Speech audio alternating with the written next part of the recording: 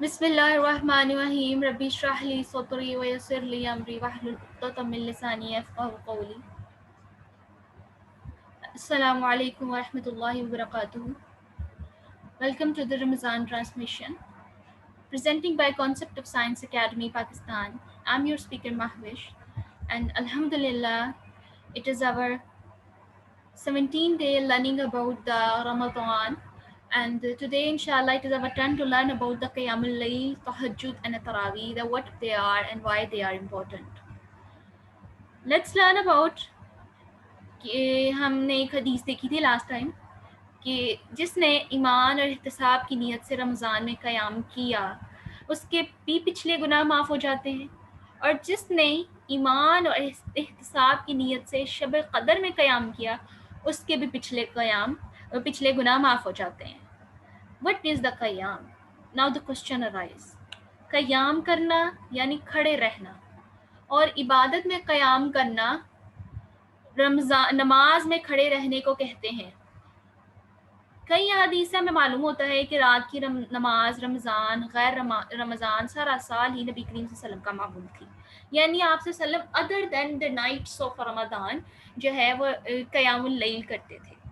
लेकिन ख़ास तौर पर जिस चीज़ की ताक़ीद की गई थी हज़रत आयशा रज़ियल्लाहु तआला अन्हा को, वो क्या थी? क़यामुल लैल मत छोड़ना, यानी रात की नमाज को मत छोड़ना. What is the night prayer? It is the तहज्जुद. और इसे क्यों नहीं छोड़ना? क्योंकि नबी करीम सल्लल्लाहु अलैहि वसल्लम ने इसे नहीं छोड़ा था. अगर बीमार होते या थकते तो बैठ कर पढ़ लेते. Now it is our turn to remind this सुन्ना. हमने अब ये सुन्नत को रिमाइंड करना है.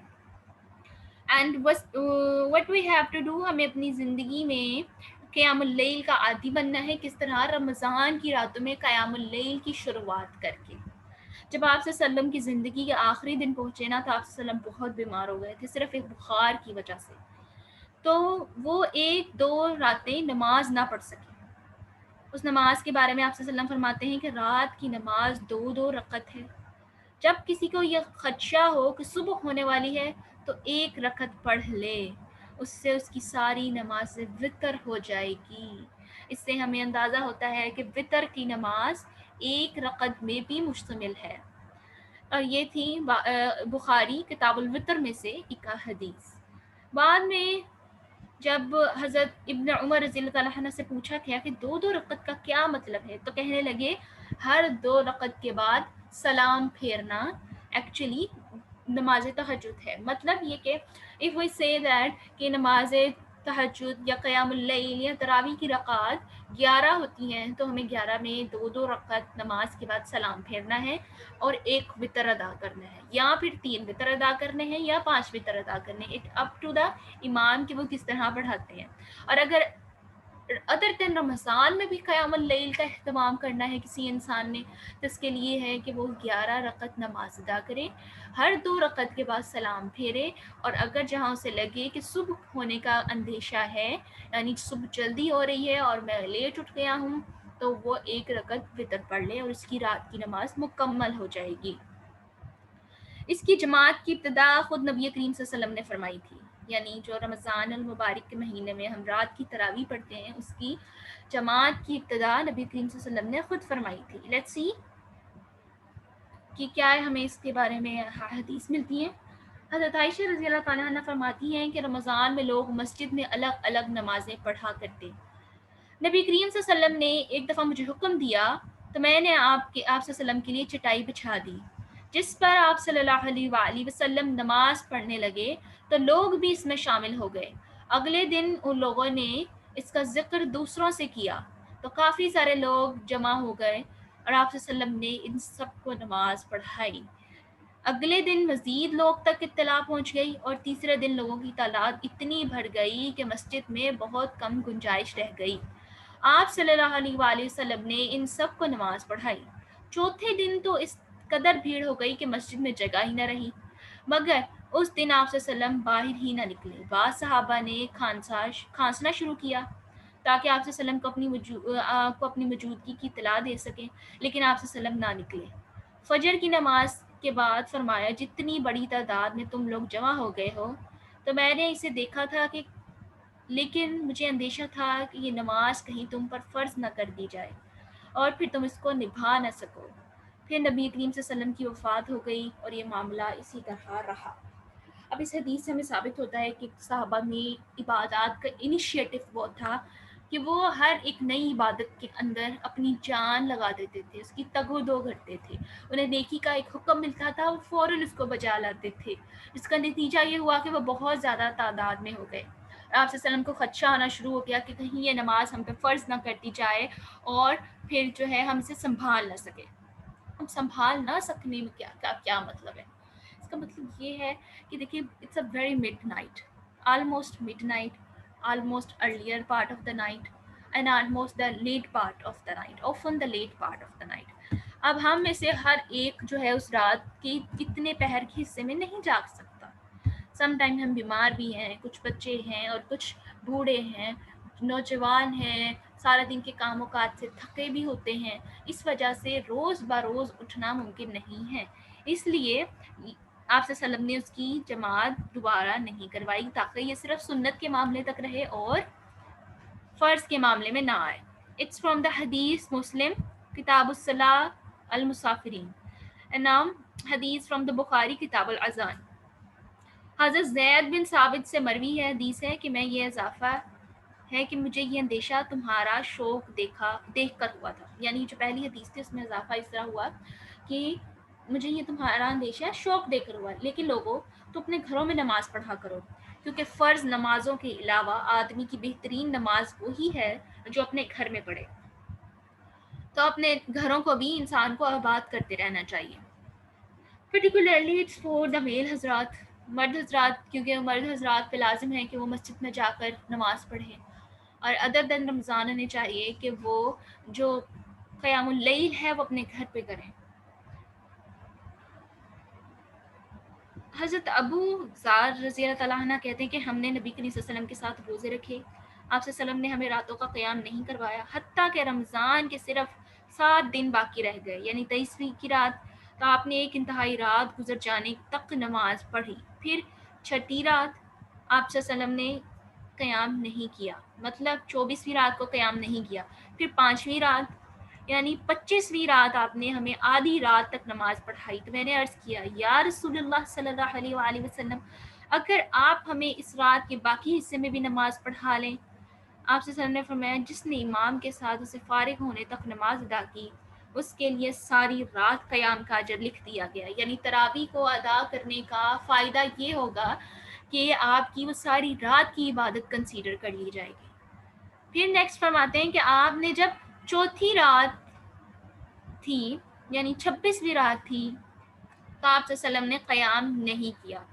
جب تیسری رات ہوئی مطلب 27ویں، تو آپ صلی اللہ علیہ وسلم نے پھر اپنے گھر والوں اور بیویوں کو بھی شریک کیا، اور اس میں آپ صلی اللہ علیہ وسلم نے ہمیں اتنا دیر قیام کروایا کہ ہمیں سحری کا وقت نکل جانے کا خوف ہو گیا۔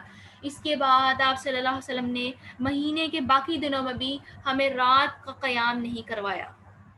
اس سے ثابت ہوتا ہے کہ آخری دنوں کے قیام کے لیے آپ صلی اللہ علیہ وسلم اپنی کمر باندھ لیا کرتے تھے، اپنے گھر والوں کو بھی شامل کیا کرتے تھے۔ the nights that in is لیلۃ القدر، جن میں لیلۃ القدر پائی جاتی ہے، وہ والی رات۔ And this hadith is from the Tirmidhi, and let's see the hadith from the Bukhari۔ نبی کریم صلی اللہ علیہ وسلم کے انتقال کے ساتھ وحی کا سلسلہ ختم ہو جانے سے اس کی فرض ہو جانے کا بھی اندیشہ نہ بچا، یعنی آپ صلی اللہ علیہ وسلم کی جب انتقال ہو گیا تو اوبیسلی وحی کا سلسلہ بند ہو گیا، ایوری تھنگ از فنش، اب جو ہمارے پاس ہے ہم نے وہی کرنا ہے۔ تو ہوا یہ کہ پھر تب جو ہے اس کے فرض ہونے کا اندیشہ نہیں تھا۔ جس طرح قیام اللیل کی جماعت کی ابتدا تو نبی کریم صلی اللہ علیہ وسلم نے کر دی تھی، خواتین کو بھی شریک کیا تھا، شاید اسی لیے جب حضرت عمر رضی اللہ تعالیٰ عنہ نے اس کی جماعت کو پورے مہینے کے لیے نافذ کرنا چاہا، تو نبی کریم صلی اللہ علیہ وسلم کی تربیت یافتہ نسل کے سب ہی افراد نے ان کا ساتھ دیا، یعنی جتنے بھی صحابہ تھے اس وقت موجود، جتنی بھی آپ صلی اللہ علیہ وسلم کی زوجائیں اس وقت موجود تھیں، ان سب نے ساتھ دیا حضرت عمر رضی اللہ تعالیٰ عنہ کا کہ انہوں نے پورے مہینے کی جماعت نافذ کر دی۔ اب نافذ کرنے کے پیچھے کا جو حکمت تھی وہ بتا دی کہ اس وہی ختم ہو چکی تھی، چونکہ آپ صلی اللہ علیہ وسلم کا انتقال ہو چکا تھا، اس لیے اب اس کے فرض ہونے کا اندیشہ بھی نہیں تھا۔ مخالفت میں ایک بھی آواز نہ آئی۔ حضرت ابو رحمان رحمہ اللہ بن قطری کا کہنا ہے کہ میں رمضان کی ایک رات میں حضرت عمر رضی اللہ عنہ بن خطاب کے ساتھ مسجد گیا تو دیکھا کہ لوگ مختلف ٹولیوں میں بٹے صلاۃ اللیل پڑھ رہے ہیں، کوئی تنہا پڑھ رہا ہے اور کچھ نے اپنی جماعت بنائی ہے۔ حضرت عمر رضی اللہ عنہ کہنے لگے کہ اگر میں ان سب کو ایک امام کے تحت جمع کر دوں تو انہیں نماز پڑھاؤ تو یہی بہتر ہوگا۔ مطلب یہ اس سے ہمیں ثابت ہوتا ہے کہ قیام اللیل جو ہے ہم رمضان المبارک کے مہینے میں ایک امام کے پیچھے جمع ہو کر بھی پڑھ سکتے ہیں، اور اس میں عورتیں بھی شامل ہو سکتی ہیں، کیونکہ نبی کریم صلی اللہ علیہ وسلم کے زمانے میں بھی ہوئی تھی اور صحابہ کے زمانے میں بھی۔ پھر انہوں نے لوگوں کو نبی کریم صلی اللہ علیہ وسلم کی صحابی حضرت ابی بن قعب کی امامت پر جمع کر دیا۔ اس کے بعد پھر آپ ایک رات میں اور حضرت عمر رضی اللہ عنہ مسجد میں گئے تو ہم نے دیکھا کہ سب لوگ انہی کے پیچھے نماز پڑھ رہے ہیں۔ حضرت عمر رضی اللہ عنہ یہ بے ساختہ کہہ کر اٹھے تھے، یہ تو بہت اچھی بدعت ہے۔ بدعت عربی میں نئی چیز کو کہتے ہیں، اور نبی کریم صلی اللہ علیہ وسلم نے یہ لفظ دین میں نئے طریقوں کے لیے استعمال کیا ہے۔ اس جملے سے حضرت عمر رضی اللہ عنہ کا مقصد غالباً مسجد میں ہونے والی تراویح کی روزانہ با جماعت نماز تھی، کیونکہ نبی کریم صلی اللہ علیہ وسلم نے اس کی روزانہ جماعت نہیں کی تھی، لیکن یہ ان کے معنوں میں بدعت بہرحال نہیں تھی، جیسے نبی کریم صلی اللہ علیہ وسلم نے گمراہی اور دین میں نئی ایجاد قرار دیا تھا۔ مطلب ان کا یہ تھا کہ ایک نیا طریقہ ہے، it can also be do. نبی کریم صلی اللہ علیہ وسلم کے زمانے میں لکھنا پڑھنا جاننے والا بہت کم لوگ تھے، تو حضرت ابی بن قعب کاتب وحی اور گنتی کے ان صحابہ میں سے تھے جنہوں نے نبی کریم صلی اللہ علیہ وسلم کی زندگی میں ہی مکمل قرآن تحریری شکل میں جمع کیا تھا۔ اٹس فرام بخاری کتاب الفضائل القرآن۔ تو جو ابی بن قعب کا رتبہ تھا وہ بہت بڑا تھا، کیونکہ وہ ایک کاتب وحی تھے، تو اس سے ثابت ہوتا ہے کہ جو امام ہوتا ہے وہ ایک بہت بڑا عالم اور فاضل انسان ہوتا ہے، کوئی عام انسان اس طرح کی امامت نہیں کروا سکتا۔ حضرت عمر نے امامت کے لیے انہی حضرت ابی کا انتخاب کیا تھا۔ حضرت حسن بن علی رضی اللہ عنہ کہتے ہیں کہ انہوں نے 20 دن تک امامت کروائی، لیکن آخری اشرا میں اپنی نماز کے لیے اکیلے ادا کی تو لوگ کہنے لگے کہ ابی غائب ہو گئے ہیں۔ شاید انہوں نے احتیاطاً ایسا کیا تھا کیونکہ نبی کریم صلی اللہ علیہ وسلم نے بھی پورا مہینہ یہ نماز جماعت سے نہیں پڑھائی تھی۔ اس سے ثابت ہوتا ہے کہ جماعت کروائی بھی جا سکتی ہے اور نہیں بھی کروائی جا سکتی، آپ اکیلے بھی پڑھ سکتے ہیں اور اکیلے نہیں بھی پڑھ سکتے، اور جماعت کے ساتھ بھی پڑھ سکتے ہیں۔ اٹس فرام ابو داؤد کتاب الصلاۃ۔ حضرت صائب بن یزید سے مروی ہے کہ حضرت عمر رضی اللہ تعالیٰ عنہ نے حضرت ابی بن قعب، حضرت تمیم داری رضی اللہ تعالیٰ عنہ کو قیام رمضان کی امامت کا حکم دیا۔ یہ ہر رکعت میں 100 آیتوں والی صورتیں پڑھتے، حتیٰ کہ ہم طویل القیام کی وجہ سے لاٹھیوں کا سہارا لیتے اور صبح صادق کے آغاز میں واپس لوٹتے تھے۔ اٹس ڈیم لائک دیٹ کہ کتنا زیادہ اہتمام کیا جاتا تھا، کتنی زیادہ امپورٹنس تھی۔ لیکن اگر ایک انسان کو خود بھی قرآن آتا ہے، وہ اکیلے گھر میں کھڑے ہو کے بھی نماز ادا کر سکتا ہے اور جماعت کے ساتھ بھی ادا کر سکتا ہے، اس کی امامت بھی کروائی جا سکتی ہے اور کسی دن نہیں بھی کروائی جا سکتی۔ اس سے ثابت ہوتا ہے کہ ہمیں ادر دین رمضان المبارک نائٹس اپنے گھروں میں بھی تہجد کا اہتمام کرتے رہنا چاہیے، کیونکہ رات کی نماز آپ صلی اللہ علیہ وسلم کا معمول تھی اور آپ صلی اللہ علیہ وسلم پر یہ فرض تھی، ان کی امت پہ یہ فرض نہیں تھی، کیونکہ ہم آپ صلی اللہ علیہ وسلم کی طرح نہیں ہیں۔ We are weak human beings, we can do mistakes. ہم جو ہے اپنی 5 وقت کی نماز میں پابند نہیں ہیں۔ How it can be possible کہ ہم اتنی مڈ نائٹ میں جاگ کر پابند ہو جاتے، اور جو لوگ اپنے دن کی نماز میں پابند ہو جاتے ہیں وہ الٹیمیٹلی اپنی رات کی نماز کے بھی پابند ہو جاتے ہیں، because they want something more, they want something more, they want something more. وہ نیا سے نیا ایکسپیرینس چاہتے ہیں، they are open to experience. وہ نئی سے نئی چیز کرنا چاہتے ہیں، وہ جب ایک نیکی کرتے ہیں تو اگلی نیکی کی طرف جاتے ہیں، پھر جب ان سے اگلی نیکی پوری ہو جاتی ہے پھر وہ اس سے اگلی نیکی پہ جاتے ہیں۔ سو اس لیے پہلے فرائض پھر نوافل، اپنی پہلے فرض نمازوں کے پابند بنے، دین اس کے بعد اپنا اسٹیپ ان لیں ٹوورڈ دا قیام اللیل۔ اس کا نام تراویح کیسے پڑا؟ قرآن میں رات کی نماز کے لیے 2 الفاظ آئے ہیں، تہجد اور قیام اللیل۔ جہد کا مطلب ہے رات کو سونا اور جاگنا، یعنی دونوں کام کرنا ہے. اس لیے رات کو سونے کے بعد اٹھ کر پڑھے جانے والی نماز کو ہم تہجد کہتے ہیں. اور قیام اللیل کے تو معنی ہی ہے رات کو کھڑا رہنا. یا آپ سے وسلم جو ہے 27ویں رات کو اتنا دیر قیام کروایا کہ لوگوں کے سحری کے وقت نکل جانے کا خوف ہو گیا. اسی کی تلقید میں حضرت عمر رضی اللہ عنہ کے دور میں حضرت ابئی اور حضرت تمیم داری رحمہ اللہ نے سحری کے وقت تک نمازیں پڑھی تھیں اور اتنا طویل قیام کرواتے کہ لوگ لاٹھیوں کا سہارا لیتے. اس میں وہ ہر رکعت کے بعد تھوڑی دیر آرام کا وقفہ دیتے. آرام کے وقفے کو عربی میں ترویح کہتے ہیں. اسی لیے تراویح کی 4 رکعت کو ایک ترویہ بھی کہتے ہیں. تراویح لفظ ترویہ کی جمع ہے. ترویہ کی جمع ہے. ٹھیک ہے. رمضان کی اس طویل قیام اللیل کا نام اسی وقفے کی وجہ سے تراویح پڑا ہے. اور ادر دین اگر آپ اپنے گھروں میں رمضان کی نائٹس کے علاوہ جو ہے قیام اللیل کریں تو اس کو تہجد اور قیام اللیل ہی کہیں گے. جبکہ اگر ہم اسے رمضان کے مہینے میں قیام اللیل اور تہجد پڑھیں تو اسے تراویح کہیں گے بیکاز تراویح میں وقفہ دیا جاتا ہے. And today our turn to learn about the dua is from the Surah Taha, ayah number 25 to 28. Rabbi shrah li sadri wa yassir li amri wahlul uqdatam min lisani yafqahu qawli. This is the dua prayed by Hazrat موسیٰ علیہ السلام. حضرت موسیٰ علیہ السلام نے یہ دعا پڑھی. حضرت موسیٰ علیہ السلام کو جب اللہ تعالیٰ نے کوہ طور پہ بلایا اور کہا کہ جاؤ فرعون کے پاس میرا پیغام لے کے جاؤ, تو حضرت موسیٰ علیہ السلام نے یہ دعا مانگی. بیکاز حضرت موسیٰ علیہ السلام جب چھوٹے تھے تو انہوں نے کوئلہ اپنی زبان پہ رکھ لیا تھا گرم گرم.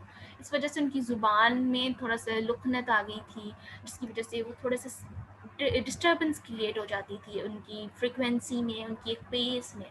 تو انہوں نے اللہ تعالیٰ سے یہ دعا مانگی. اور دوسرا یہ کہ جو فرعون تھا اس وقت کا بادشاہ تھا اور اس وقت اپنی زمین میں سب سے زیادہ طاقتور تھا. اس کے پاس اپنی طاقت بہت زیادہ تھی, لوگ بہت زیادہ تھے. لوگ آپ سے لوگ جو حضرت موسیٰ کے خلاف جا سکتے تھے, اور یہ بھی ایسا ہو سکتا تھا کہ حضرت موسیٰ علیہ السلام صحیح پیغام نہ پہنچا سکتے. انہیں یہ خدشہ ہوا. دیٹس وائی انہوں نے یہ دعا پڑھی. اینڈ دس دعا از often we do, جب ہم کسی کو اچھی اور دین کی بات بتا رہے ہوتے ہیں تبھی ہم دعا کرتے ہیں تاکہ جو ہماری بات ہے اس انسان کے اوپر اثر کر جائے اور ہم جو درست بات کریں اور ہمارے لیے اس کام کو آسان کر دیا جائے اور زبان کی گرا کھول دی جائے. آخر الدعوانا الحمد للہ رب العالمین. السلام علیکم ورحمۃ اللہ وبرکاتہ.